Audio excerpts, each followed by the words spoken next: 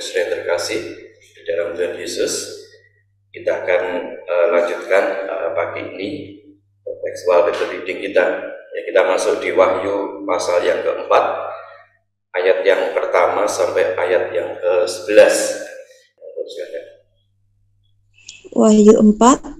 Kemudian daripada itu aku melihat sesungguhnya sebuah pintu terbuka di surga, dan suara yang dahulu yang telah kudengar berkata kepadaku, seperti bunyi sangkakala, katanya, naiklah kemari dan aku akan menunjukkan kepadamu apa yang harus terjadi sesudah ini.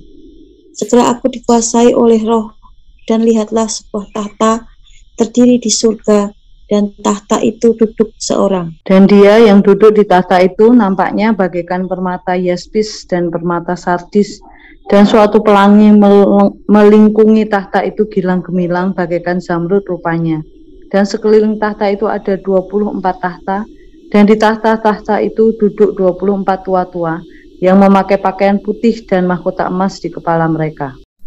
Dan dari tahta itu keluar kilat dan bunyi guru yang menderu, dan 7 obor menyala-nyala di hadapan takhta itu. Itulah ketujuh roh Allah. Dan di hadapan takhta itu ada lautan kaca bagaikan kristal di tengah-tengah takhta itu, dan di sekelilingnya ada 4 makhluk penuh dengan mata di sebelah muka dan di sebelah belakang. Adapun makhluk yang pertama sama seperti singa, dan makhluk yang kedua sama seperti anak lembu, dan makhluk yang ketiga mempunyai muka seperti muka manusia, dan makhluk yang keempat sama seperti burung nasar yang sedang terbang. Dan keempat makhluk itu masing-masing bersayap 6 sekelilingnya, dan di sebelah dalamnya penuh dengan mata, dan dengan tidak berhenti-hentinya mereka berseru siang dan malam, Kudus, kudus, kuduslah Tuhan Allah yang Maha Kuasa, yang sudah ada dan yang ada dan yang akan datang. Dan setiap kali makhluk-makhluk itu mempersembahkan puji-pujian dan hormat dan ucapan syukur kepada Dia yang duduk di atas tahta itu dan yang hidup sampai selama-lamanya. Maka tersungkurlah ke-24 tua-tua itu di hadapan Dia yang duduk di atas tahta itu, dan mereka menyembah Dia yang hidup sampai selama-lamanya. Dan mereka melemparkan mahkotanya di hadapan tahta itu sambil berkata, Ya Tuhan dan Allah kami, Engkau layak menerima puji-pujian dan hormat dan kuasa. Sebab Engkau telah menciptakan segala sesuatu, dan oleh karena kehendak-Mu semuanya itu ada dan diciptakan. Ya, terima kasih. Jadi kitab Wahyu itu seringkali dihindari ya, dan itu membuat iblis sukacita, karena di kitab Wahyu ini sebenarnya ada sesuatu yang unik, menarik, menggambarkan satu kehidupan yang akan datang. Kenapa iblis tidak suka? Ya, iblis tidak suka itu di pasal Kejadian 1-3 dan Wahyu 19-21. Karena di pasal yang pertama bagaimana iblis ya cuma ancaman dari Tuhan. Kemudian di kitab Wahyu ini ya bagaimana iblis akan diselesaikan ya oleh Allah. Nah, kemarin kita sudah melihat bagaimana di Wahyu 1-3 itu tentang evaluasi Allah ya, bagaimana tentang kehidupan jemaat Tuhan yang ada di pusat kedudukan iblis, yaitu di Pergamus, ada di Smyrna, di Sardis, itu agak dekat, berhala-berhala di sana dimunculkan. Tetapi yang cukup aman itu Efesus sama Laodikia, itu agak jauh ya dari Pergamus. Jadi iblis itu tidak maha hadir, dia akan berpusat di satu tempat dan dia keliling pun akan kembali ke sana. Nah, di bagian ini orang jadi takut gitu ya, bagaimana dan seterusnya. Tapi kitab Wahyu yang dikenal dengan Apokalipsis ini maksudnya adalah bahwa menyingkapkan gitu ya, ada 2 dua tirai yang disingkapkan di dalam Apokalipsis ini. Yang pertama adalah menyingkapkan tentang surga, yang kedua menyingkapkan tentang kehidupan yang akan datang, yang mungkin kita semua tidak tahu, tapi di kitab Wahyu inilah dinyatakan. Nah, di ayat pasal yang keempat dan 5 itu menyingkapkan tentang kondisi surga. Sementara di 6 sampai ke 18 nanti bagaimana kondisi tentang kesengsaraan, kesulitan dan macam-macam. Tapi nanti di ayat yang ke-19 sampai 21 ada dunia baru di sana ya. Nah, di ayat 1 sampai 3 kita melihat satu gambaran. Di ayat 1, Yohanes masuk surga, yang fisiknya ada di dunia, tetapi dia mendapat kesempatan untuk piknik ya. Sesungguhnya sebuah pintu terbuka di surga, dan suara yang dahulu yang telah didengar berkata kepadaku seperti bunyi sangkakala, katanya, naiklah kemari dan aku akan menunjukkan kepadamu apa yang harus terjadi sesudah ini. Jadi ternyata ketika dinyatakan dalam kelihatan Yohanes ini bahwa surga itu baik-baik saja. Pasal 1 sampai 3 akan melihat bagaimana kondisi manusia yang ada sekarang pada waktu itu. Kemudian kita akan melihat kondisi surga. Nanti kita melihat bagaimana iblis akan dilepas sementara, dan ayat yang berikutnya akan melihat iblis akan diselesaikan oleh Allah. Dan orang kadang ketakutan ketika melihat kitab Wahyu ini, kok gambarnya mengerikan gitu ya. Tapi di ayat yang pasal yang keempat ini dan kelima itu menggambarkan kondisi surga seperti apa. Nah, Yohanes diperlihatkan dengan jelas di sana bahwa surga baik-baik saja ya. Di sana ada penuh keindahan, kedamaian, satu gambaran tentang permata yaspis, permata sardis, suatu pelangi gitu ya, yang pernah muncul di zaman Nuh itu, gilang gemilang bagaikan zamrud rupanya. Satu gambaran surga yang penuh keindahan dan kedamaian. Nah, ini menarik sekali. Jadi ketika orang ketakutan karena kita ada di dunia ya, ada masalah-masalah di dunia, di surga aman-aman saja gitu ya. Kemudian melihat ada Allah bertahta.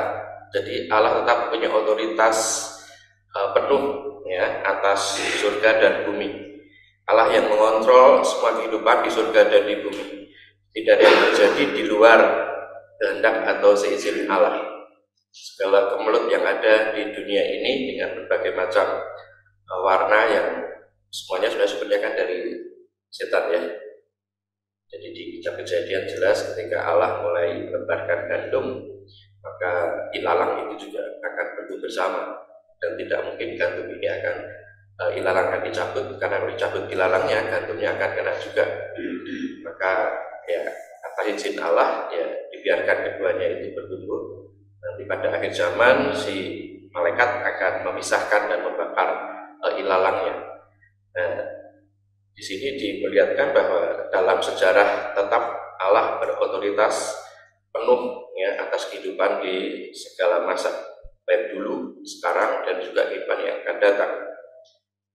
Kemudian ayat yang keempat tentang umat tebusan ya.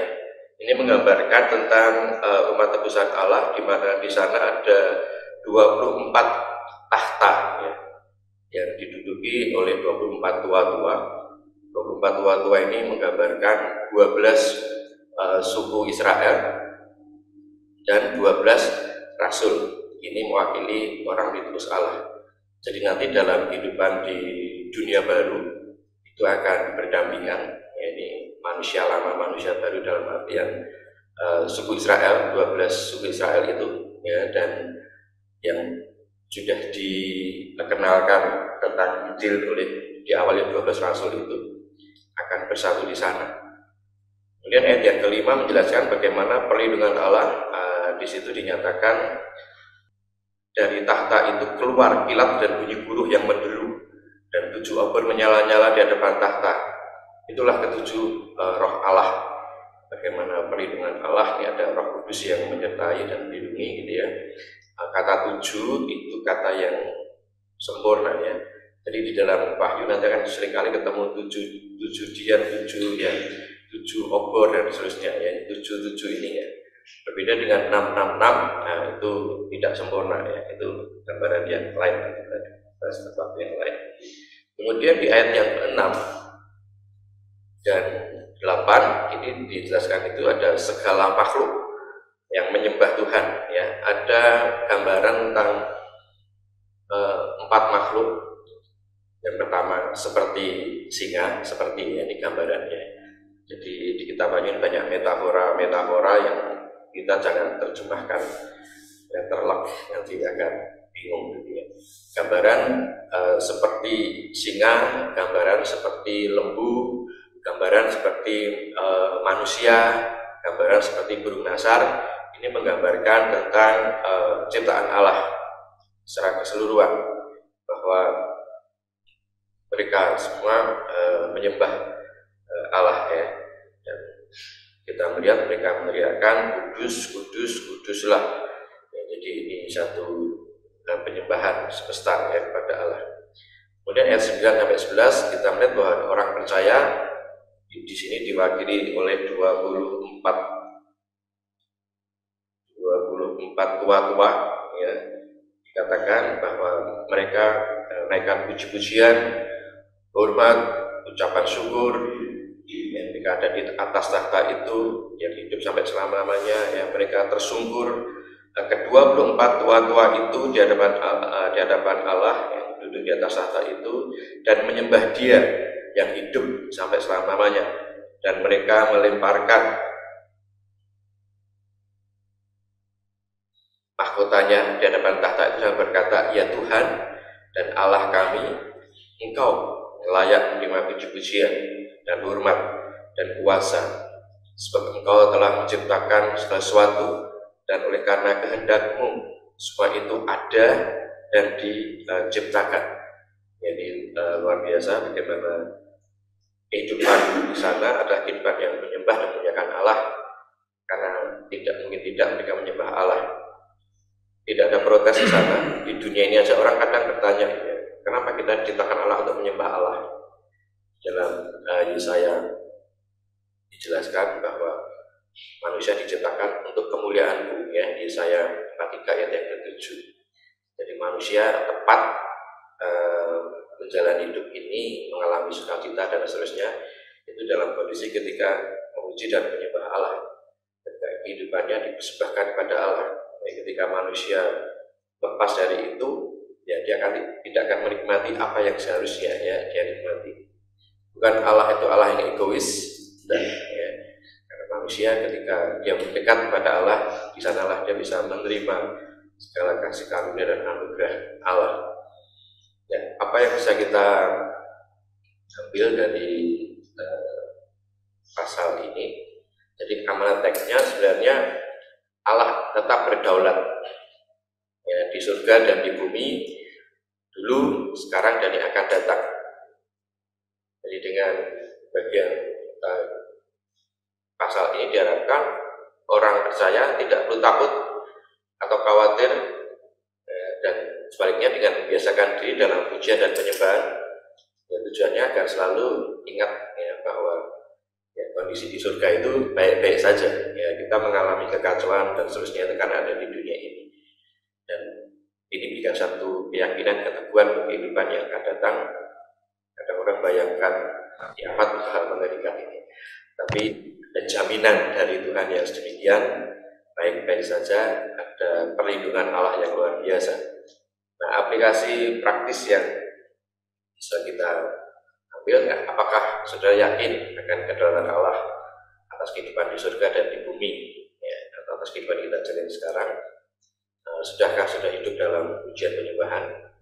Kita bisa merasakan hadirat Allah dan penyertaan kuasa Allah itu. Saya kiranya firman Tuhan hari ini memberikan kita satu paradigma yang berbeda dari yang sebelumnya, bahwa kitab Wahyu bukan kitab yang menakutkan, tapi kitab yang memberi kekuatan. Misalnya dikatakan, kalau engkau menang, akan aku dudukkan bersama-sama dengan aku di tahta-Ku, kata Tuhan Yesus ya. Jadi belajar tentang ketekunan, kemenangan, dan kuasa Allah dalam penyertaannya itu melalui kitab Wahyu ini. Tuhan memberkati. Mari kita merespon firman Tuhan pagi ini. Kita mau memuji, menyembah Dia sebagaimana yang dinyatakan dalam ayat pasal 4. Tua bahkan melemparkan mahkota, sesuatu yang begitu mulia, tapi di hadapan Allah itu semua tidak berarti, karena keagungan, kebesaran, kemasulan, kedaulatan, bahkan kemuliaan dan kekudusan. Kudus, kuduslah Tuhan, kuduslah nama-Mu.